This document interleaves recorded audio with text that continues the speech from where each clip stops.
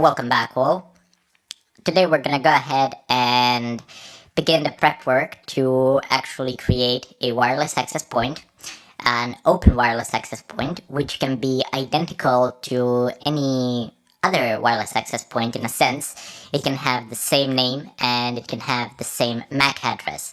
So you will be able to, for example, kick other devices from that real network, jam the real network, and then have them automatically reconnect back to you. But that is a side benefit to all of this.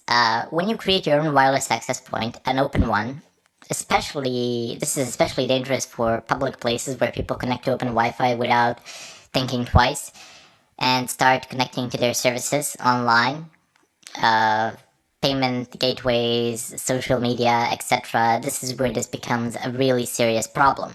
Now, what abilities do we have as the owners of that wireless access point, as the person who is controlling that raw wireless access point? Well, first of all, you control the DNS queries. So you can you can control how the DNS queries are resolved.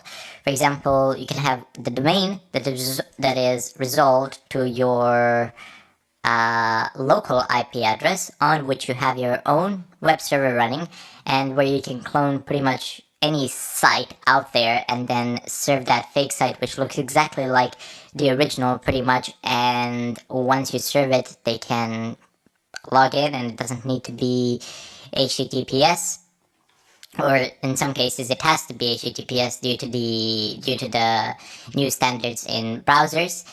And in the case that it's not HTTPS, great, you can harvest the credentials simply by using Wireshark. In the case that it is HTTPS, you will need to basically serve your own certificate, SSL certificate, and keep in mind that once you serve your own SSL certificate, the person on the other side needs to sign it. So they need to, you know that site where it says connection not secure, something like that. You have to click on accept certificate, and once you click on accept certificate, you can actually enter. They have to click on it because they can't actually access the site otherwise, because all of their queries are being resolved through you and you are resolving them to your local IP. So unless somebody starts digging, they will actually have to sign it and access the site. So once they sign the certificate, basically you own their traffic, because you can then pretty much decrypt the incoming traffic without any problems of whatsoever. Well, relatively without any problems of whatsoever. In addition to that, you can monitor everybody's DNS queries. You can monitor what everybody's doing online. A lot of things. Possibilities are numerous. You can even use the SSL strip in order to attempt to strip the encryption from the connections, but SSL strip doesn't always work. There are also some variants of SSL attacks as well that we might delve into. Now, the very first thing that we should do, I'm about to create a virtual environment and perform all of this within a virtual environment. Now, you can actually do this on your host system. Not a big deal. The procedure is pretty much the same. However, I really wouldn't recommend it. You will be running a download of services on that machine. You will have web server, you will have a DNS server, you will have certain programs which will be listening on certain ports, you will have a lot of open ports, you will have a lot of services that are running in addition to the wireless access point that is actually running there. So that machine will be completely open to outside traffic. To do this on your machine that you use on daily basis or something like that, I don't think that's a good idea. I really don't. If you want to, that's up to you completely, but I really don't think that's a good idea. Anyway, I have a wireless USB adapter, keep in mind, wireless USB adapter, which I'm going to use for the creation of the wireless access point. I need the USB wireless adapter in order for this to actually work. Otherwise, I can't actually pass. Otherwise, the virtual machine won't have wireless connection access. So you need that, and you need a compatible one. So the one that you need must be capable of being an access point.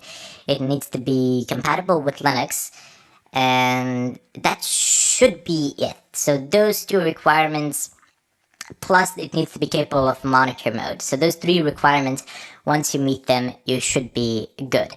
If you are looking for recommendations, you can go onto a ton load of forums out there onto Linux questions. I don't know, like have them on the Kali forums, Buffer Overflow, Stack Exchange. Like, you have it everywhere. Like, you can really just type in wireless USB wireless adapters for Evil Twin compatible chipsets, and you will find a good amount of results. People will have lists and lists and lists of compatible chipsets. I do believe that I have shown this before. Anyway, so first thing that we need to do is have a root terminal. So type in dnf install at virtualization. So this is gonna install pretty much everything that is needed for virtualization. We're gonna create our own sandboxed machine.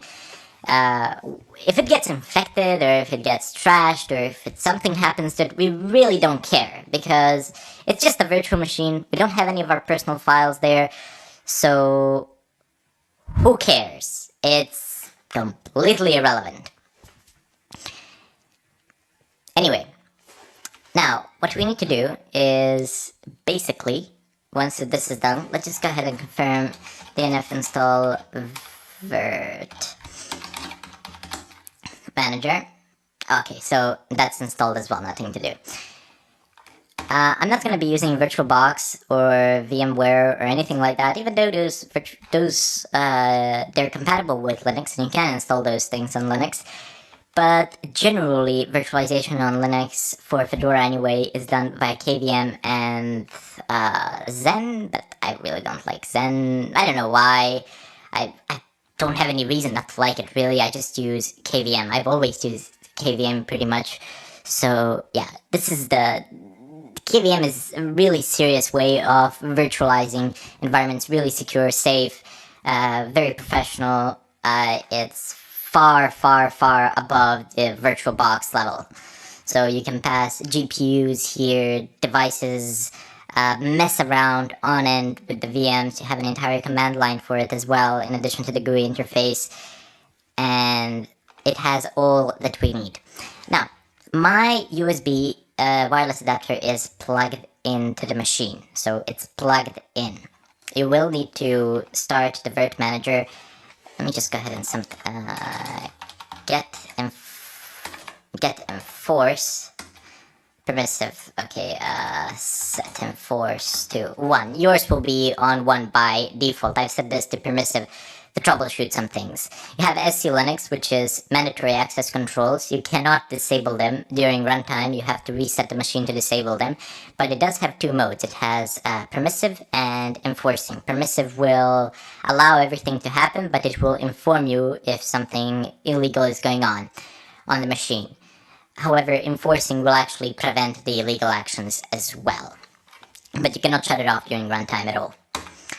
Okay, now that that's done, type in Virt manager. And I already have a lot of virtual machines installed here, and they're all configured for a different purpose. For example, these 2 machines down here, they're actually gaming machines, gaming rigs, so they have the GPUs passed to them and the performance is phenomenal. Okay, never mind. Going back to the subject. We're gonna need to create a new machine. Now, for a new machine, we will need an image. So we need an image of an operating system. So I'm gonna go ahead and use Kali here, simply because I don't need to actually bother installing a lot of things. And the drivers for my wireless network adapter seem to function rather well. So you go into downloads. and then you download the 64-bit or 32-bit depending on your system, because I sincerely hope that you have listened to the first lecture of the course where I have stated that one of the requirements will be the machine that is capable of virtualization.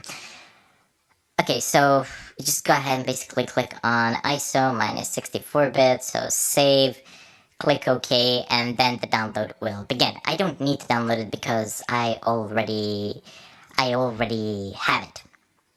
I basically just download it and wait for the download to finish. Then go into File and click New Virtual Machine. Okay, so it says local install media, ISO image or CD-ROM. Okay, that's fine. Use the ISO image, so just go ahead and click on Browse. Now you're not going to have downloads here, so this is something that you are not going to have. And you're definitely not going to have TMP. You're just going to have the default. So in the default, you're not going to find anything of use to you at the moment. So you will need to actually add a pool. So just click here and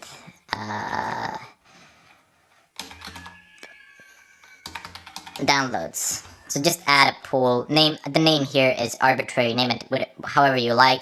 It's the file system directory, so forward. And now you need to select the target path. The target path will obviously be downloads. You have to go back because we're in root at the moment, so you have to go into home, your current user, and then downloads, and then just go ahead and click and open. So home, chronic, that's the user, and then downloads. Just go ahead and click on finish. And there you go, it's called downloads, and you have everything that you have in the downloads folder here. So let's go ahead and select our image that we have downloaded from the net. As you can see, I've actually downloaded several times. I really don't know why. Choose volume, forward, and assign some amount of RAM. The machine will be functional with the default specs like a gigabyte of RAM and a single CPU core, but I'm gonna go ahead and allot 8 to it. You do not need to allot 8. You do not need to allot 8 gigs of RAM to the machine. You can allot 2 gigs, it should run just fine. And you can allot 2 cores, it should run just fine. Again, I'm just gonna allot 4 because at the moment, even though I have a lot of things running, none of them are CPU intensive. They're just occupying a lot of RAM, I think. Let me just go ahead and check that page top.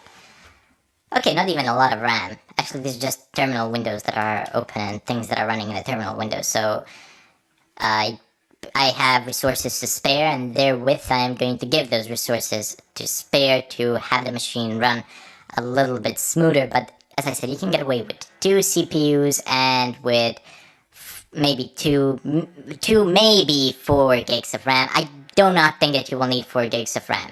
So just go ahead and click on forward here. The disk space is something that is very sensitive, so you will need to basically allot sufficient disk space. So I'm gonna go ahead and say 40 gigs. That should do it. It should. I'm sincerely hoping that it will, so I'm just gonna say 40 gigs. Pretty sure you can get away with 30 as well. I'm just gonna go ahead and click on forward. This one will be named Honey Pot Kali 2.0. This will basically be the machine that we will use as the honeypot. And go ahead and click on Customize Configuration before install and click Finish. Now I will add the USB device, the USB wireless adapter that I have plugged into my machine before I began the installation. But if you plug it in now, it's not a big deal. Just go ahead and click on Add Hardware. You go into the USB. Oh, by the way, in the PCI host devices, you can actually add GPUs, which is very nice. So you go into the USB host device, and my neighbor is drilling something again, which is amazing. You go into the USB device, and you find your wireless USB adapter. So you can you can run the LS USB in the terminal and have a look around first. LS USB. But I mean, you will find it. It's not a difficult thing to find. It says like WLAN adapter. I mean, it's not like you have 100 WLAN adapters, you have one that's plugged in. So, I'm gonna go ahead and select it, and you can see it's 802.11n, so it's definitely a wireless thing. And, okay, so I'm gonna go ahead and select that, and click on Finish. This device is already in use by the other guest 22. Would you? Yes, I would. So you're not gonna get this. It doesn't matter. You can pass one device to multiple machines as long as those multiple machines don't run at the same time. And then you go ahead and click on Begin Installation. It's allocating, and the installation is beginning here. Don't worry, we will have the full screen capabilities. You won't need to install any of the nonsense that VirtualBox and the VMware require. That's such a stupid thing to do. I mean, it makes the process so much more complex. So just go ahead and select Install and press Enter. I'm sorry if you can hear the drilling. The guy just has no empathy for my work at all. So go ahead and select your language preferences. I'm going to go ahead and select English. So I'm going to go ahead and select United Kingdom because of the keyboard layout. You can select whatever you want. It really doesn't matter at all. The installation will take some time, hopefully not too long, but it's a fairly quick setup. I mean, there isn't that much that you need to do here. It's very simple.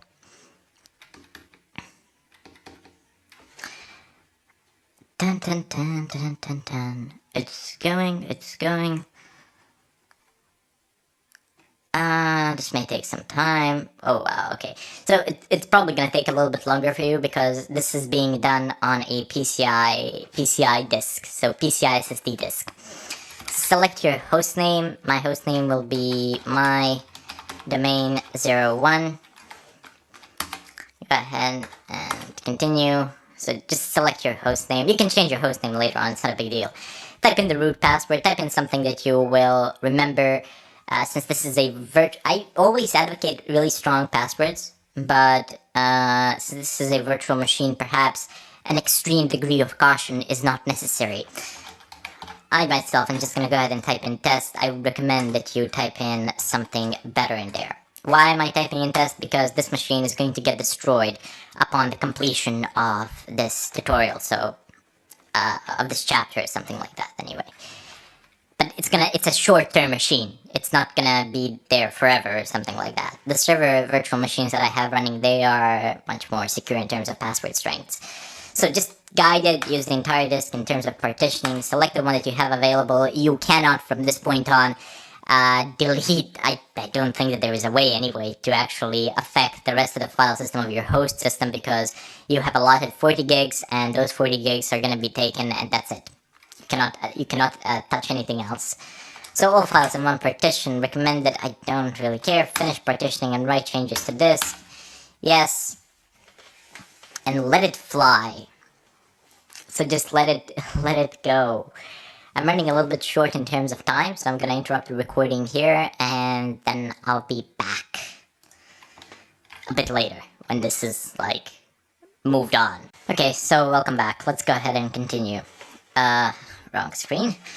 Okay, so just go ahead and press enter for yes. If you want to release the mouse, just press Control L Alt, and that's gonna release it. Once you click it, it's gonna hold it. But don't worry, we're gonna work around this. So just select nothing here, unless you really are behind some proxy, which you need to type in, which I purely doubt if you're in your house. Just go ahead and click on continue here.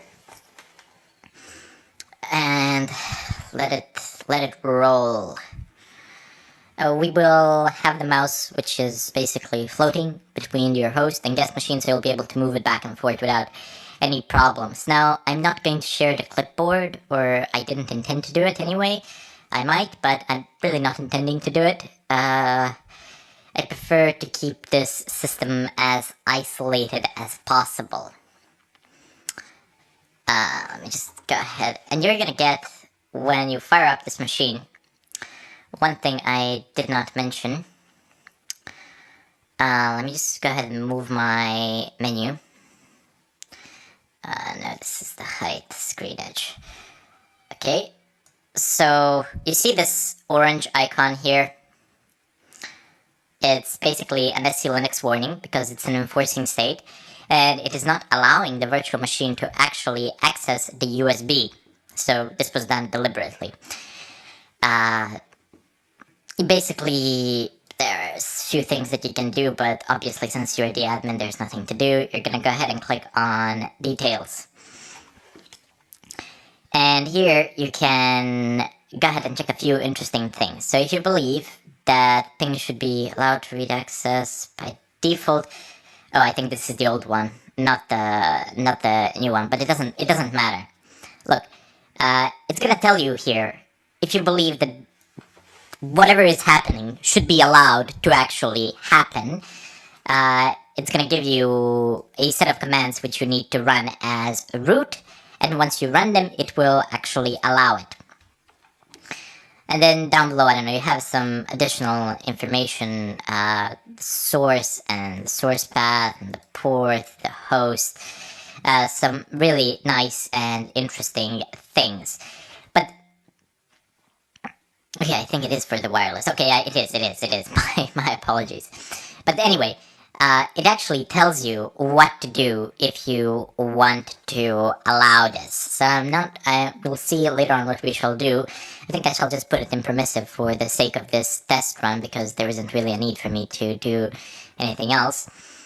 But in case you get an SE Linux warning, it's going to tell you, okay, I've detected something. Something has happened that was not supposed to happen, that I am not supposed to allow to happen, so I have denied it if I'm in enforcing.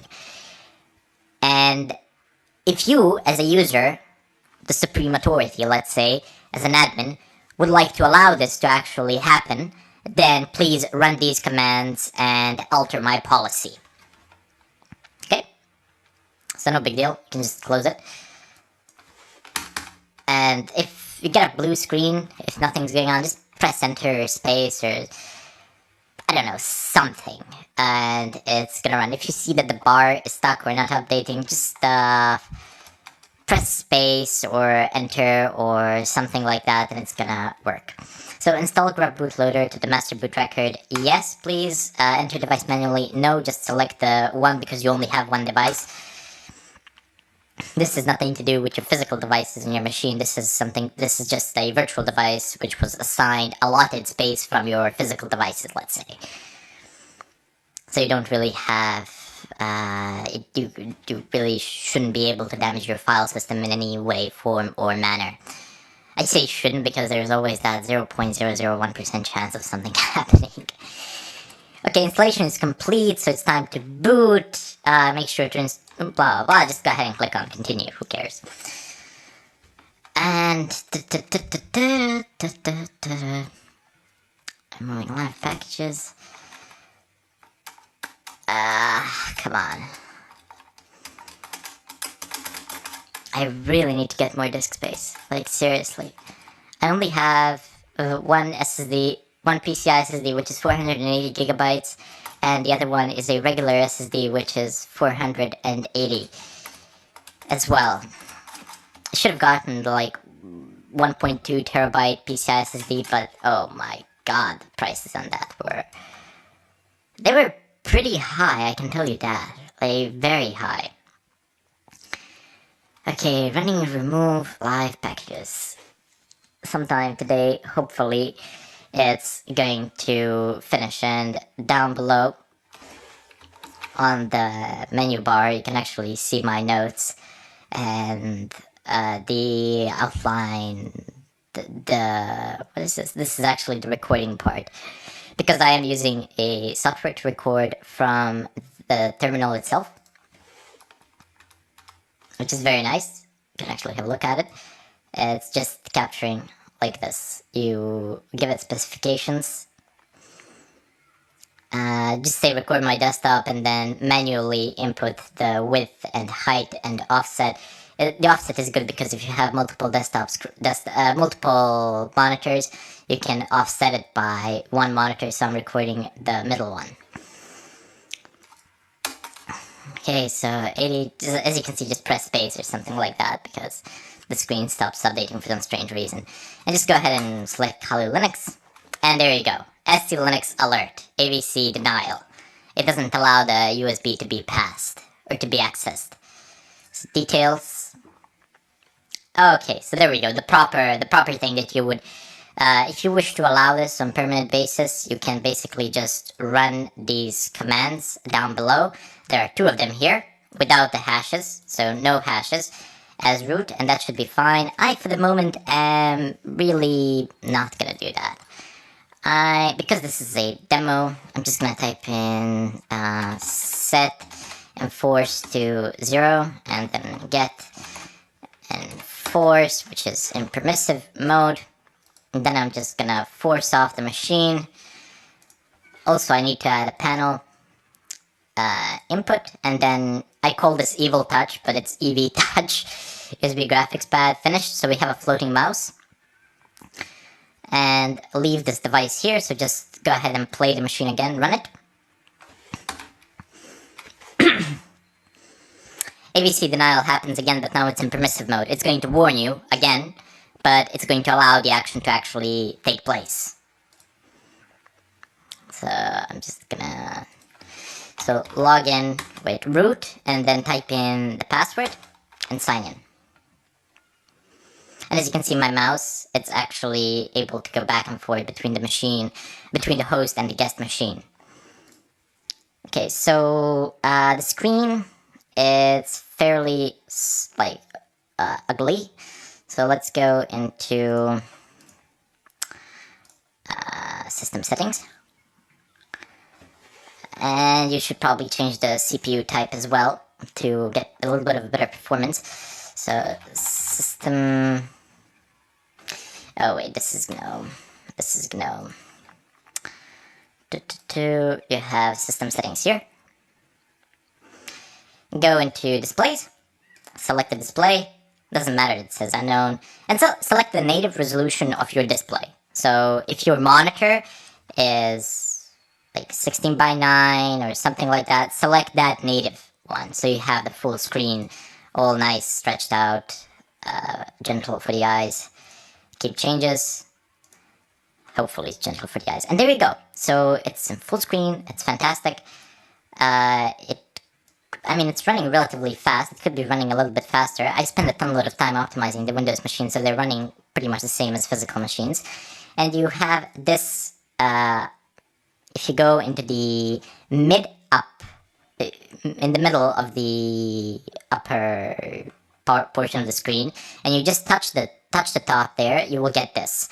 So this will leave the full screen. Your mouse, when you click, it's no longer pinned to the machine. So you can see I can switch in between the host and the guest. Having these virtual machines is very useful because you have your own confined, nice, safe environments. So let me just, let me just go ahead and confirm. ifconfig. Okay, so I definitely have VLAN. I have wireless access, which is nice, and Wi-Fi not connected. Wi-Fi settings, select network, excellent. I can see all the networks around me without any problems.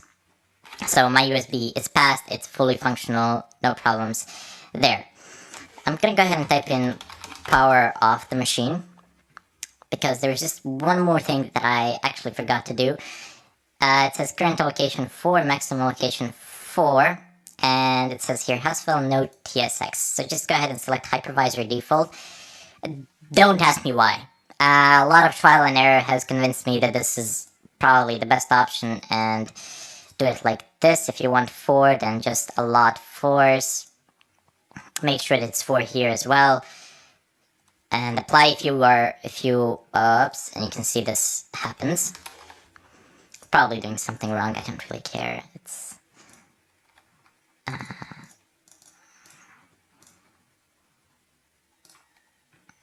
okay, there we go.